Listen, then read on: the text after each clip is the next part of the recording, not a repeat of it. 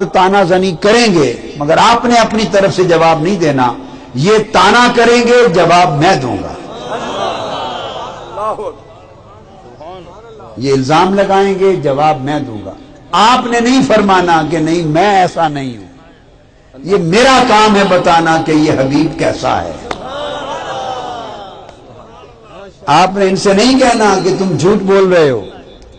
ये मैं जानूं, मेरा काम जाने। तो कुरान पूरा गवाह है। अल्लाह तबारक व तआला ने आका अलैहिस्सलाम को अपना दिफा एक जगह भी नहीं करने दिया। अपना दिफा एक जगह। ये मैं अभी शान नुज़ूल सिर्फ बता रहा हूं और उस शान नुज़ूल के तनाजुर में एक बात समझा रहा हूं, फिर हम उस आयत करीमा पर आ जाएंगे।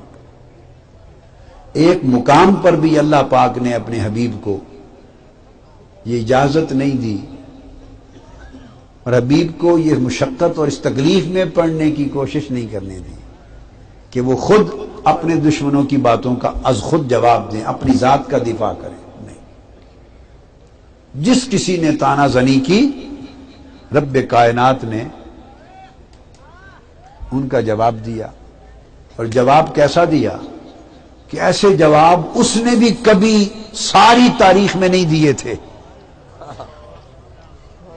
वो रब है, 1,24,000 नबी भेजे और हर बार वो जवाब वही फरमाता था, मगर इस तरह के जवाब वही भी नहीं फरमाए थे। उसने ये रवश भी बदल दी कि जवाब महबूब आप नहीं देंगे, मैं दूंगा।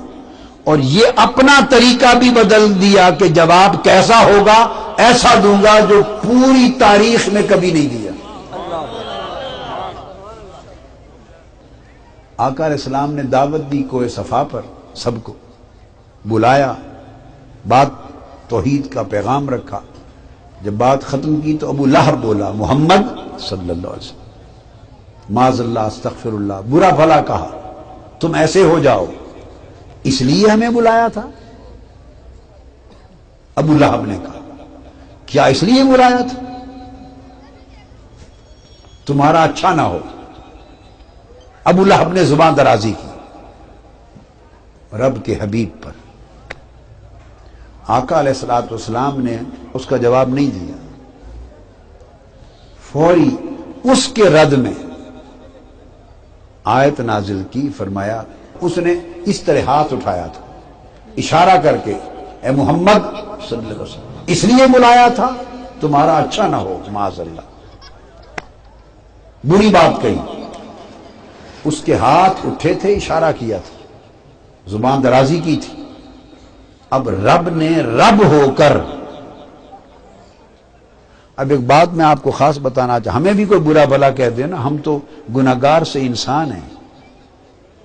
हम तो बड़े गुनाहगार, नाकारा और गिरे हुए इंसान हैं।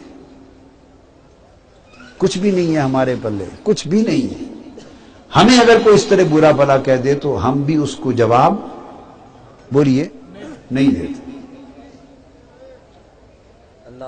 मैं खास नुक्ता समझा रहा हूं, यानी अल्लाह की नेमत, जो अल्लाह की इज्जत, नेमत, करम है, उसका पास करते हैं, लिहाज करते हैं, कहते हैं चलो ये इसी काबिल है, इसकी सतह यही है, इसने अपनी सतह के मुताबिक बात की, मैं क्यों उसी बोली में, उसी जुबान में जवाब दूं। हम खामोश हो जाते। हमारे जैसे नाकारा जो न 3 में न 13 में, वो भी जवाब नहीं देते, लिहाज करते हैं। बस इतनी बात जो मैंने समझाई, इसको ज़हन के गोशे में रख लें।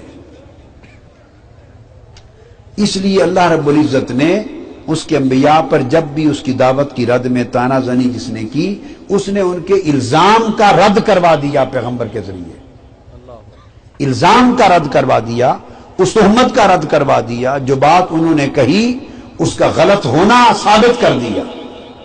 इसके अलावा आगे कोई बात नहीं फरमाई। जब हबीब की बारी आई, अब सुन ले, वो रब है, इंसान नहीं है कि इंसान इंसान की बात का तुर्की ब तुर्की जवाब दे दे। एक का जवाब 2 से और 2 का जवाब 4 से दे दे, जैसे आपस में करते हैं। ये तो इंसान भी इज्जत वाले ऐसा नहीं करते, और वो तो रब है, उसकी तो शान ही निराली है। اس کی تو شان ہی نرالی. وہ رب ہے. اس نے جب سنا میرے حبیب کی طرف اس نے ہاتھ اٹھا کر زبان درازی کی, اس نے وہی بھیجی اور فرمایا تبت یدا ابی لہب وتب, ابو لہب تمہارے دونوں ہاتھ ٹوٹ جائیں اور برباد ہو جاؤ. اب میں ایک سوال کرتا ہوں, وہی کس لیے اترتی ہے؟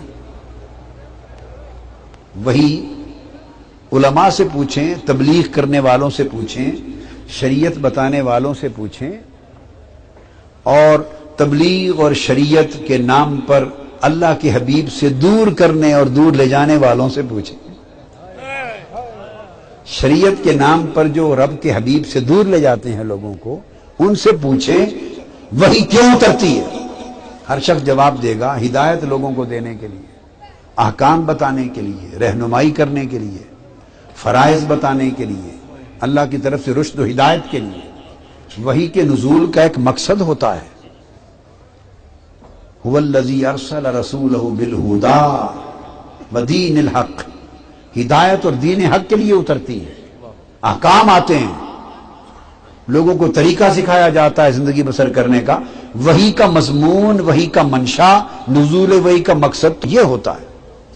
اب ان سے کہیے کہ وحی کے نزول کا منشا, مقصود اور اس کا مضمون بھی سامنے رکھ لیں, اور ذرا اس وحی کا حال بھی دیکھ لیں. یہ وحی ہے, پوری وحی اتری, اور وحی کا عنوان کیا ہے؟ ابو لہب تمہارے ہاتھ ٹوٹ جائیں اور برباد اور تباہ و برباد ہو جاؤ.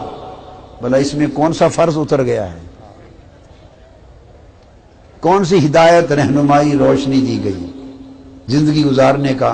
کون سا لائے عمل دیا گیا؟ تبت یدا ابی لہب وتب, تمہارے ہاتھ ٹوٹ جائیں, تم برباد ہو جاؤ. اور پھر اس کی بیوی نے گستاخی کی تھی.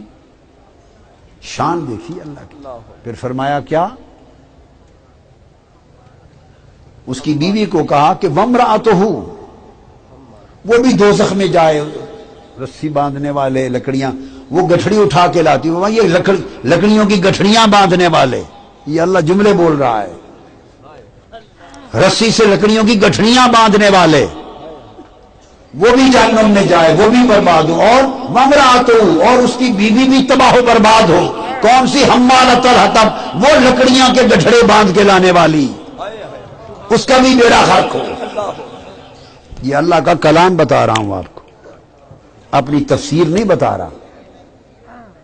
اب آپ سوچئے کہ یہ وہی ہے اللہ کی, یعنی وہ کام کیا جو کبھی نہیں کیا تھا, مگر حبیب کے لیے کیا, محبوب کے لیے کیا. اب اس میں آپ کہیں گے تو پیغام کیا ہے؟ ہاں پیغام ہے, ہاں پیغام ہے. پیغام یہ ہے کہ اس نے میرے حبیب گستاخی کی ہے بدبخت نے. فرمایا جب کسی اور کی کرتا تھا وہ معاملہ اور تھا, وہ معاملہ, یہ میرے حبیب کی ذات پر اس کا ہاتھ اٹھا ہے, میرے حبیب کی ذات پر, ان کی شان پر اس کی زبان کھلی ہے.